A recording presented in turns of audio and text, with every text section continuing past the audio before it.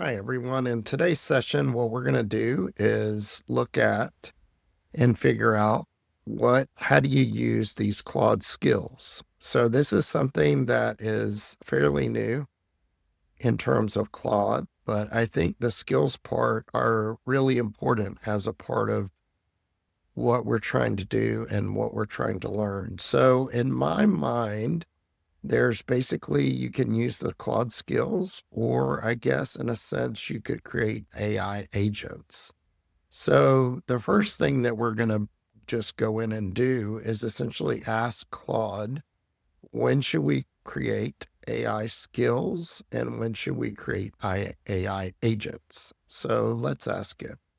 Hey, Claude, I need to learn more about AI skills in terms of when those should be used, or tell me a little bit about AI agents. So what is the difference between the two? And in which situations should I use one or the other? All right, let's see what it comes back with. Taking it a little while to come up with a response this morning.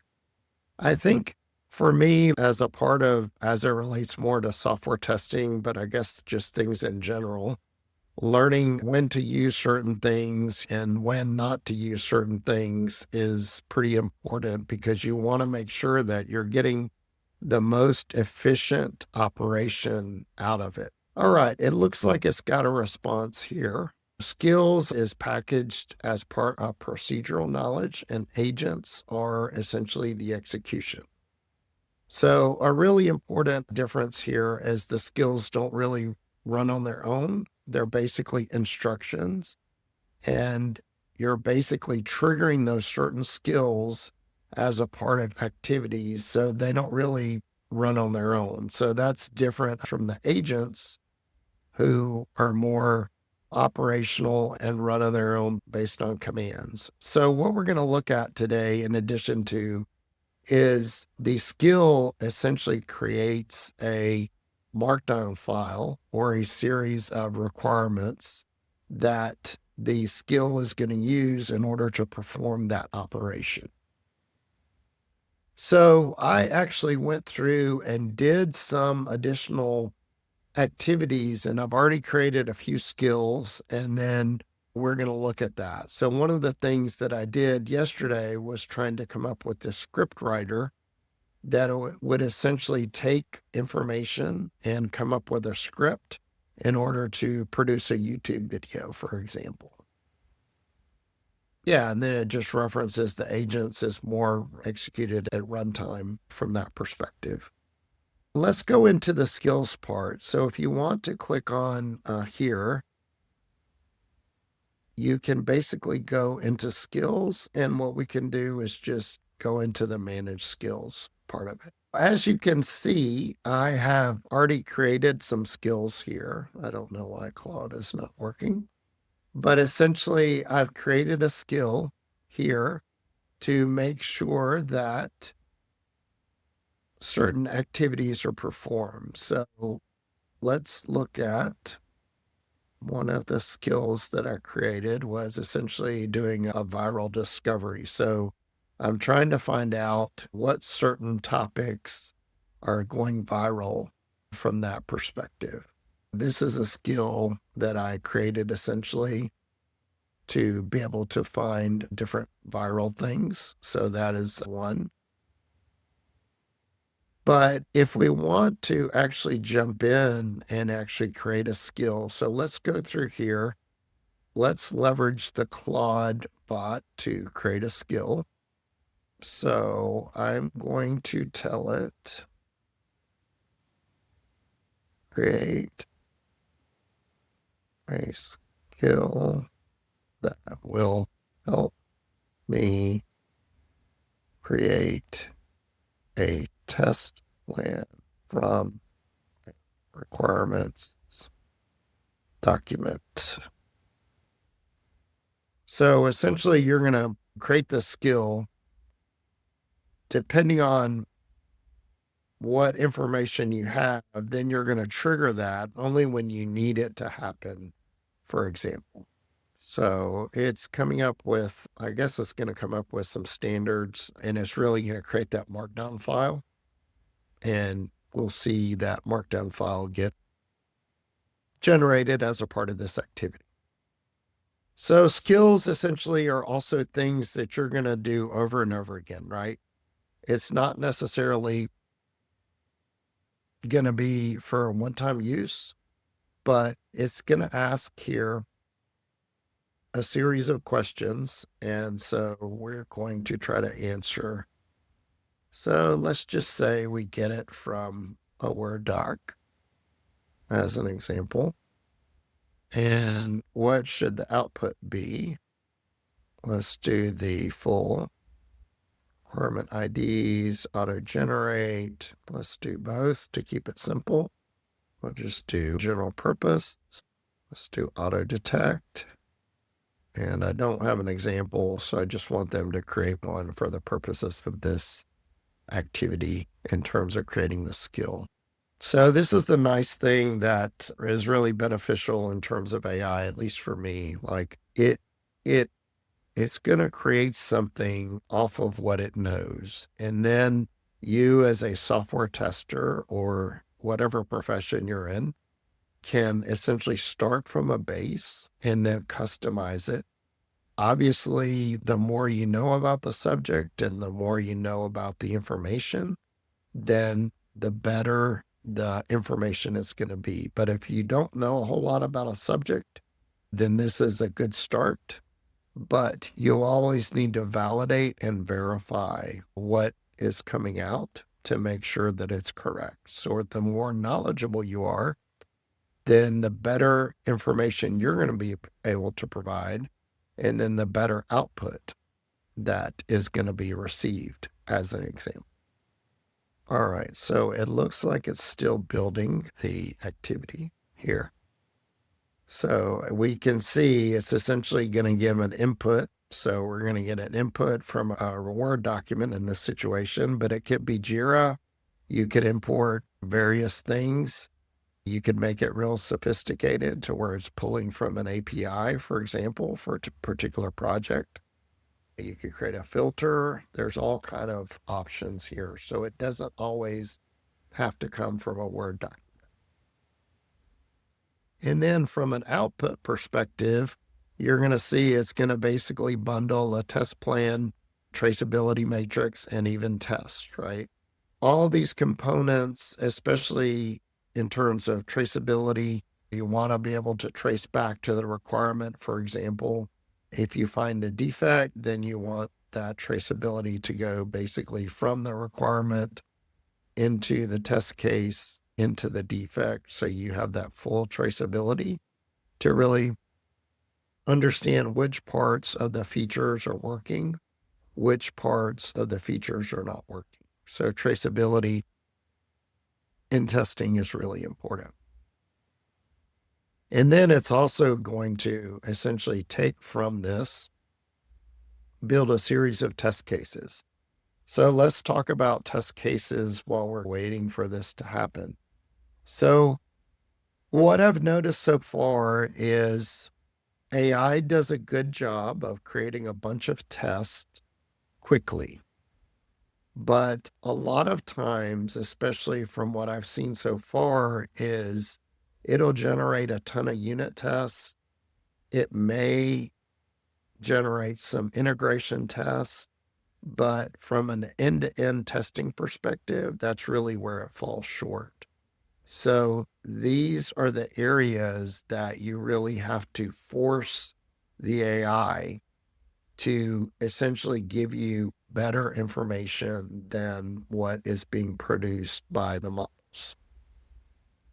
And this is where, and we'll talk a little bit more about this, but this is where the test prompts and the prompting in general is so important, right? You have to have a comprehensive prompt. You can't just say, for example, oh, build me a bunch of test cases, because it's going to go off and build it. But again, it's going to lack context for what is necessary or needed to do. And then it's only going to give you certain basic test activities, it's not going to be very thorough.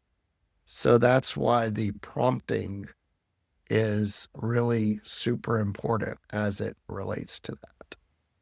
So it's taking more time than I thought it would, but I think it's a good thing, right? You want it to do things as comprehensive and complete as it can. Otherwise, it's just going to give you something that's not really beneficial.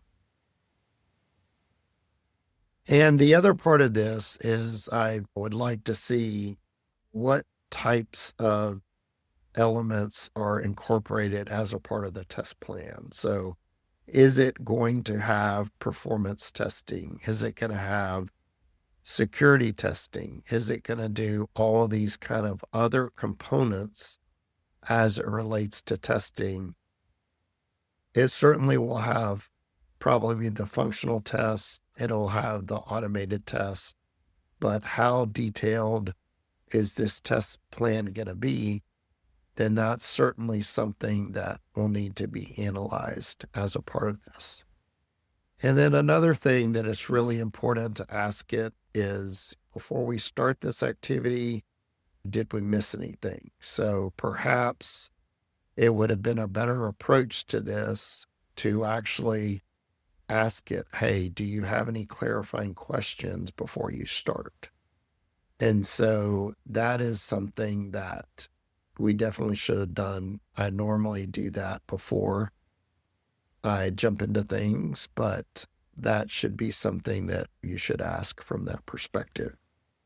All right, so it's essentially created a sample requirements document to basically run the skill and verify it.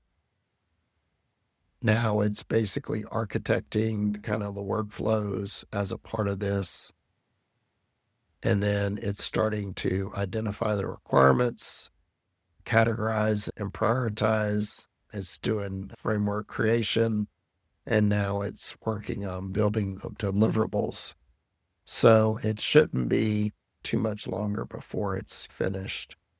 But I do like that Claude provides you, and really the other AIs do provide this as well, the activities that it's basically performing while it's doing the work. It's giving you some information as it relates to this so you know what's going on from that perspective.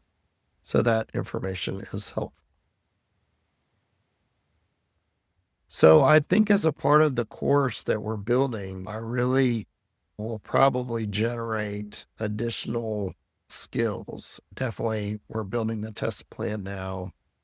We'll have additional skills to probably do more in-depth test case creation, for example, and other skills that could be beneficial.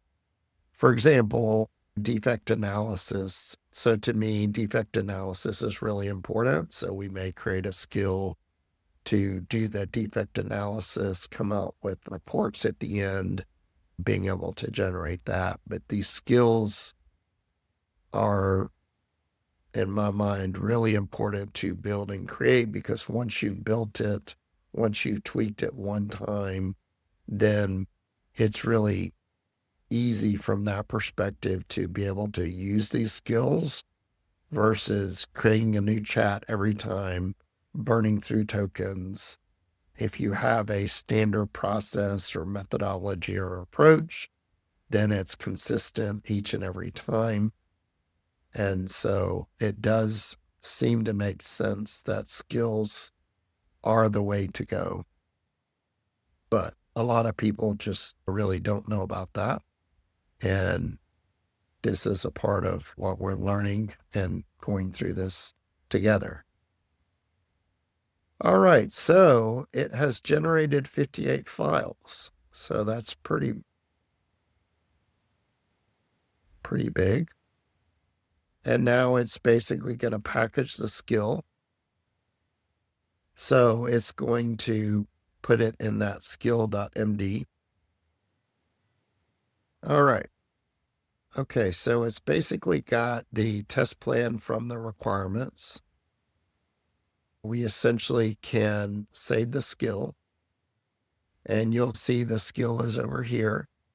The purpose of the skill was to create a test plan, traceability matrix, framework for test cases from a basic requirements document.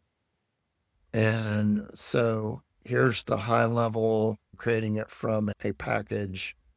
And then there are standards applied, so non-negotiable standards. So TDD first, which is pretty consistent. You want to have the requirements traceability, which is good. It's also got a prioritization order. It's got a pattern of arrange, act, and assert for every test. Coverage, you want 100%. And then it's got some framework rules in terms of what types of tests. And then you've got workflow. So locate and read the requirements document. The script returns with a JSON with different information as it relates to IDs and requirements. Step 2, identify and ID every requirement. And it's got shall, must, will, should. And then we all know about the gherkin. So if it wants to have the acceptance given when then, so it's building all that automatically. Then it's moving on to step 3, which is categorizing and prioritizing. And it does have functional security, performance, usability, reliability, compatibility, and compliance. So that's pretty thorough. And then it's got the priority order. Detect the target framework. So it's got the different types of testing and test activities, the UI base, the API, and then it goes into some of the technical backgrounds, and then it has end-to-end. Then it moves from that to basically generating the test plan, document control, executive summary, scope, testing approach, test levels and types, risk assessment, entry exit criteria, obviously pretty important for QA, test environments, really important, test data, tooling, and then deliverables and assumptions. And then once it creates a test plan, it's going to build a requirements matrix. It looks like that's done in Excel. So it's mapping that, generate the test cases. So it's got the different types of tests. So it does look, at least from a high level, like fairly thorough. I'm sure those aren't as detailed as what I would want them to be in certain areas, but it's a good start. It's got file naming conventions, and then it's going to bundle it together. So we basically have built the skill for the test plan from the requirements. So I'm going to save this skill. And now the skill is saved. And that is basically a high level of what is done here. And on the right side, you see this is enabled. So now if you have a new requirements document, you can basically prompt it to use this test plan from requirements, and it'll basically apply this skill. So I hope that this information has been helpful today. We will go into deeper dives of specific skills, but I think this is a good start. And again, if you're going to use a repeatable activity over and over again, then a skill is important, and we will do deeper dives into this. So I hope it's been helpful, and I look forward to speaking with you again soon. Thank you.